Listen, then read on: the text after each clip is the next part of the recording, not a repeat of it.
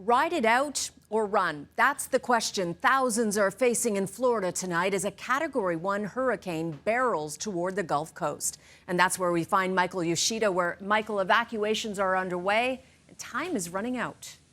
Yeah, at this point, you can see the conditions calm along the Florida Gulf Coast area, but the time is running out, as you mentioned. Officials urging people to evacuate if they're going to. Behind me, you can see what would normally be a full dock here at this marina. Empty boats have been taken out of the water. Businesses have been shut down. Evacuation orders have been made, with officials saying now is the time to make those final preps and hunker down or to get out.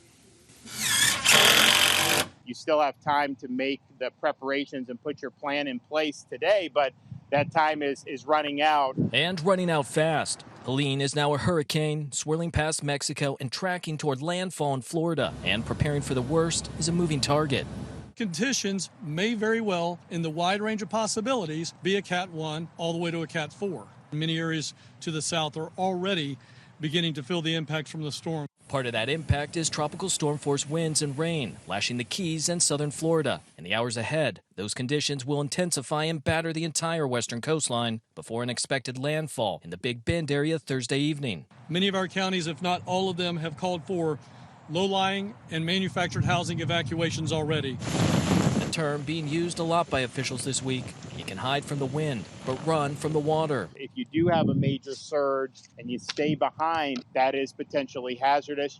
Forecasters are gauging Helene's storm surge to hit between 5 and 15 feet in many areas. Many veterans of previous hurricanes like Ian and Idalia are opting to stay put. I always draw up lots of water ahead of time, make sure I got food in the house, all that. We're going surfing. We're hitting those waves. Still, others realize that staying is risky.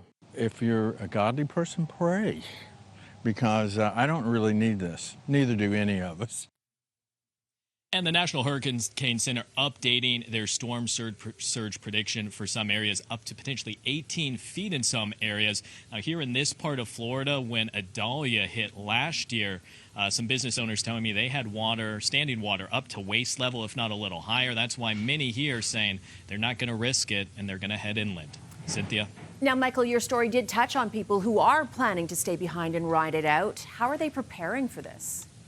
Yeah, so those who are choosing to stay, again, many communities here along the water, they have mandatory evacuation orders. So we have seen sheriff's office deputies going out to homes, stopping by, talking with those homeowners, making sure, again, if they're choosing to stay, that they are fully prepared. We've seen people filling those sandbags, of course, plenty of video of that. Also seen people boarding up their windows, doing whatever they can to prepare for the potentially high waters of that storm surge. Also, those strong hurricane force winds.